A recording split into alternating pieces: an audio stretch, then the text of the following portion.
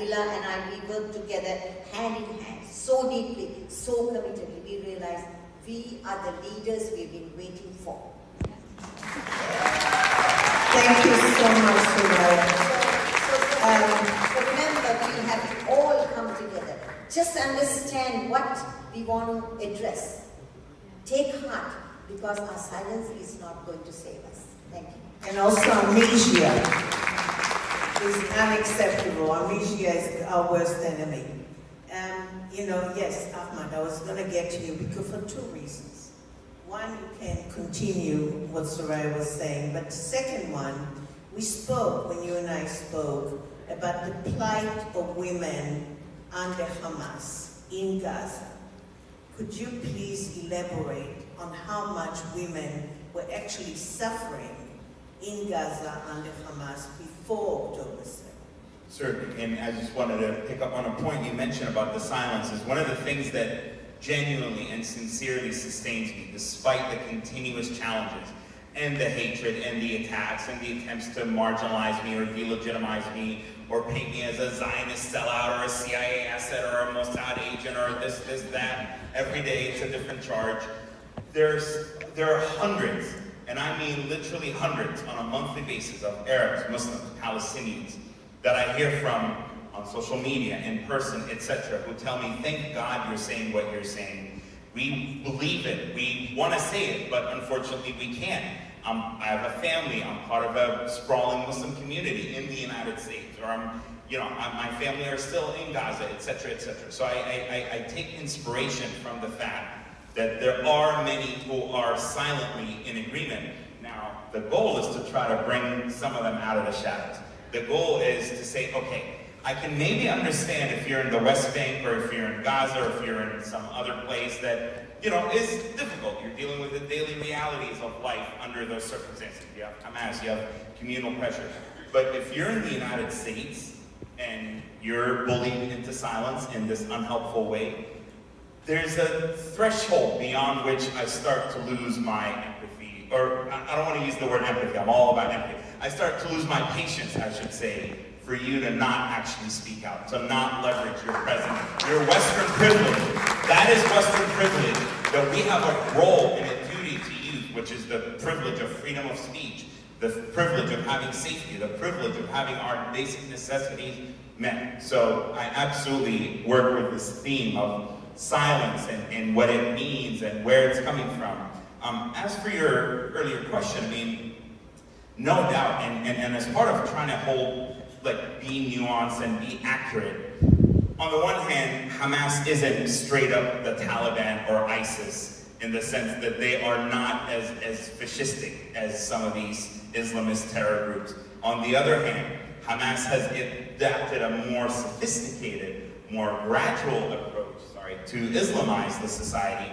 And so one of the first things they did when they took over, I got political asylum in the United States when I was 17 years old. And the interview took place on June 14th, 2007, which is the very day that Hamas took over the Gaza Strip. And I was one of the first wave of Palestinians to seek asylum in the United States from Gaza because of their control. And so later in 2007, one of the first things they did, and I remember having a conversation with my dad about it, is, they came up with a rule that women, because Gaza has beaches, and so there are a lot of hookah lounges and water pipes and smoke hookah, whatever, everybody does it.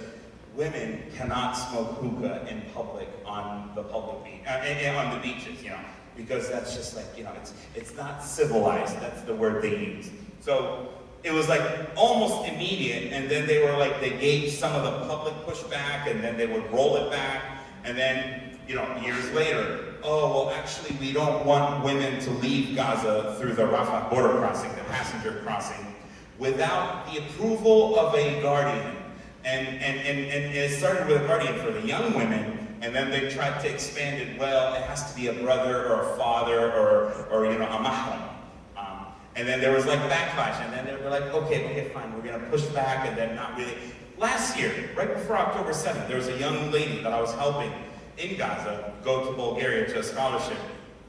And I was connecting her with another friend of mine who was teaching her English, and how do you go through the airport, and how do you transfer flights, just basic. She had never been out of Gaza. They met at a coffee shop, and Hamas's morality police, just like in Iran, came up to my friend, and she thankfully made it out of Gaza. They came up to my friend, and the female and the male guy, the young guys, and said, "Oh, like, are you guys together? Are you married, you know?" And they were like, "No, we're not married." And they were like trying to ask him questions. Why are two single, unmarried? And it was like 11 in the morning. And my friend, my male friend, actually escalated with them. And to de-escalate, they just decided to walk away. But take this, or how about violence? How about when the honor killings that Hamas not only doesn't prosecute those who commit those, but actually allows, for example, there are other things, for example, when it comes to splitting of the inheritance, because of the Islamic doctrine that Hamas adopts, they codified in the law that women get half of the inheritance of men, and so on and so on and so on and so on. So you have, it's like death by 1,000 paper cuts. It's like threads upon threads of, you know, entrapping women into this Islamization of the society. And Gaza, by the way, I know people find it, my family, I come from a pretty conservative Muslim family. My mom and siblings and sisters and all cover up and wear the hijab. They're very committed and devout Muslims. But in the 70s, and like even up into the early 80s, there are pictures of my aunts and my mom in skirts and in pants and in like cuts and stuff like that. This started in the early to mid 1980s with the Mujamma Islami, the Islamic complex. And that's how you hear about Hamas having the social services. And it creeped up to political activism. Then it creeped up to militant activism. And so, unfortunately, the women of Palestine in general, but especially the women of Gaza, over, I would say, a 3.5-decade period, have suffered from the Islamization of society in a way that is inherently inconsistent with Palestinian culture and Palestinian values that were largely secular. Yes, Islam was a big part of the Palestinian national identity, but it was always as something that goes along with the national identity, not this like, oh, we are Muslims first and then Palestinians. And I'll conclude with this, just on this, like, and that's the thing about Hamas, is from the very beginning, they said it out in the open, mainline headlines. We don't care about Palestinian identity. We don't care about the Palestinian state. Mahmoud al-Zahar, and I was in Gaza when all these leaders, these disgusting leaders were there. He would say, oh, the Palestinian flag is like a little toothpick. He said that in 2007. It was only after the Palestinian National Project hit a roadblock that Hamas decided, all right, we're going to rebrand from pure Islamism to be national Islamists. And so that's why you started having the Nusra, the Hamas's elite fighters that committed those horrendous atrocities on October 7th, when they actually still wore uniforms, not like what they do as cowards today. They started wearing, you saw all the Hamas fighters getting issued the Palestinian patch insignia to say that we are nationalist Islamists. So unfortunately, the women of Gaza, just like in a different way, have paid a heavy price. Thank you so much. I've been told we need to wrap it up. So just very quickly, I want to go through every one of you.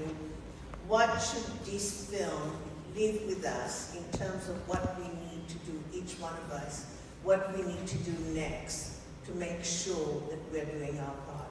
But really leave it for one sentence. Go ahead. I'm going to answer this question as a Jew and as an Israeli citizen, that what this film did for me, that reminded me that if I'm not the owner and the narrator of my own story, someone will take it from me, and it is my duty to continue to talk about this movie, to talk about these women, and to when I walk into a room of women's rights organizations, that I don't leave those two parts of me outside, and I insist that people look me in the face and recognize what my people are going through, what these women have gone through, and I'm not going to back down.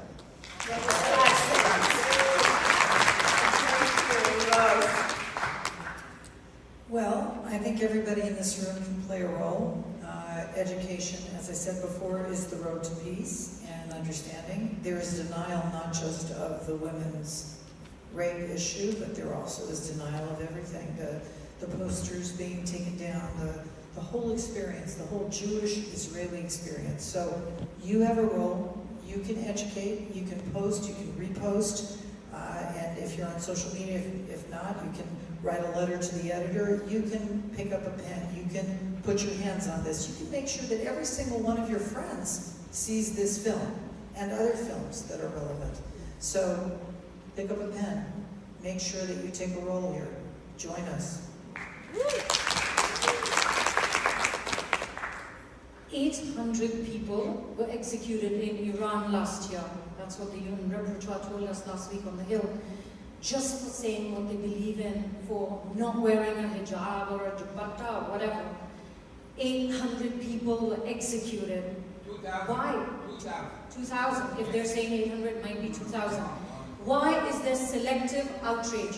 Why didn't people speak up for Mahsa Amini, who had the courage to do what she believed in? Why aren't we talking about the Uyghur women who just had a conference in New York and said, listen to us, we are also Muslim and we're hurting. Why don't we talk about Rohingya women? Do you know, thousands and thousands of them were raped. They are still trafficked and sent to all parts of Asia, but we are just concerned with Israel. That has to stop. This selective outrage has to stop, and we all need to demand that Seema Bahous, who's the UN Women's Chief, has not condemned the violence of Hamas against Israeli women. She doesn't even believe it. She needs to resign, and we must all call for that.